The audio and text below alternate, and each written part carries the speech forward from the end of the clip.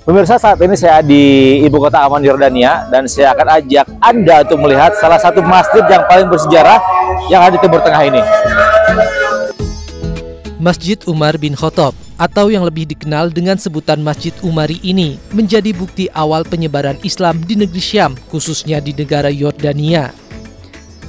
Didirikan di masa pemerintahan Khalifah Umar bin Khattab di tahun 640 Masehi, masjid ini menyimpan sejarah tak ternilai. Masjid ini sempat beberapa kali mengalami renovasi dan pelebaran serta bergonta-ganti nama.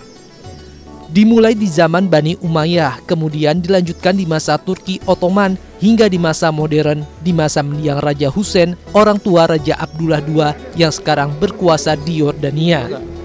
Hal ini terlihat jelas dengan adanya kubah air mancur yang dulunya berada di luar ruangan, namun sekarang tetap berdiri namun di dalam ruangan masjid.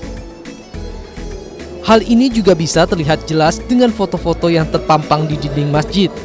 Masjid Husaini adalah masjid tertua di Yordania, di mana menjadi pusat penyebaran Islam bagi umat Islam yang berada di Yordania, bahkan untuk negeri Syam. Masjid yang bernamakan awalnya Masjid Umari, karena memang asasnya dibangun sejak Khalifah Umar bin Khattab, lalu kemudian dilanjutkan oleh Umar bin Abdul Aziz, dan kemudian berubah di zaman Umayyah menjadi Masjid Umawi, terakhir sejak 1920 diperbaharui oleh Raja Hussein dan berubah namanya menjadi Masjid Husaini, Masjid Agung Husaini.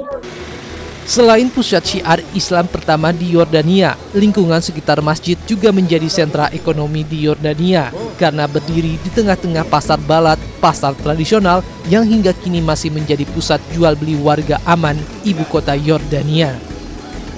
Dari Amman, Yordania, Jajang Diraja Negara, iNews melaporkan.